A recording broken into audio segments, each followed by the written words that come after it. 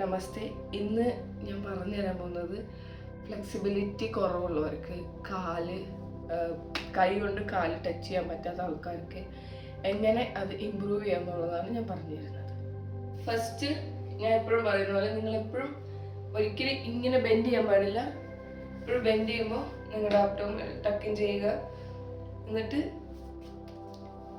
വയറ് തൊടയുമായിട്ട് ചേരുന്ന പോലെ. ഇനി നിങ്ങൾക്ക് ഇങ്ങനെ ബെൻഡാവാൻ ബുദ്ധിമുട്ടുള്ള ആൾക്കാരാണെങ്കിൽ നിങ്ങൾ എന്ത് ചെയ്യണമെന്ന് വെച്ചാൽ മുട്ടിങ്ങനെ, ഇതിന് മൈക്രോ ബെൻഡിങ് എന്ന് പറയാം. ഞാൻ കഴിഞ്ഞ വീഡിയോയിൽ പറഞ്ഞിട്ടുണ്ട്. മുട്ടിങ്ങനെ ബെൻഡ് ചെയ്യാം. എന്നിട്ട് നമ്മുടെ അബ്ഡോമിനൽസ് ഇങ്ങനെ ടച്ച് ചെയ്യുന്ന പോലെ കൊണ്ടുവരിക. ജസ്റ്റ് മുട്ടിൻ്റെ ഇവിടെ ടച്ച് ചെയ്യുക. അപ്പോൾ ടച്ച് ആയില്ലേ? ഇനി ഹീൽസിൽ ഹോൾഡ് ചെയ്യുക. അല്ലെങ്കിൽ കാലാണെങ്കിൽ കാലിൽ ഹോൾഡ് ചെയ്യുക. പതുക്കെ പതുക്കെ പതുക്കെ. എനിക്കിപ്പോൾ ഫ്ലെക്സിബിലിറ്റി കുറവുണ്ട്. ഇവിടെ എനിക്ക് ഫുള്ള് സ്ട്രെച്ചിങ് കുറവുണ്ട്. അതുകൊണ്ട് എനിക്കിവിടെ ഇങ്ങനെ വൈബ്രേറ്റ് ആവുന്നുണ്ട്. നമ്മൾ പ്രാക്ടീസ് ചെയ്യുന്നതിനനുസരിച്ച് അത് ഇമ്പ്രൂവ് ആവും. എനിക്ക് ഫ്ലെക്സിബിലിറ്റി, എൻ്റെ ഇവിടുത്തെ മസിൽസ് ടൈറ്റാണ്.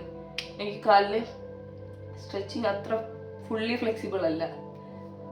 സോ നിങ്ങളിത് ഡെയിലി ഹീൽസിൽ പിടിക്കുക. അപ്പോൾ നിങ്ങൾക്ക് ഫ്രണ്ടിലേക്ക് ബെൻഡ് ആവാൻ കുറച്ചുകൂടി ഒറ്റയ്ക്ക് പറ്റും. നിങ്ങൾ ഒരു ദിവസം കൊണ്ടൊന്നും നടക്കില്ല കേട്ടോ. നിങ്ങൾ ചെയ്ത് ഗ്രാജുവലി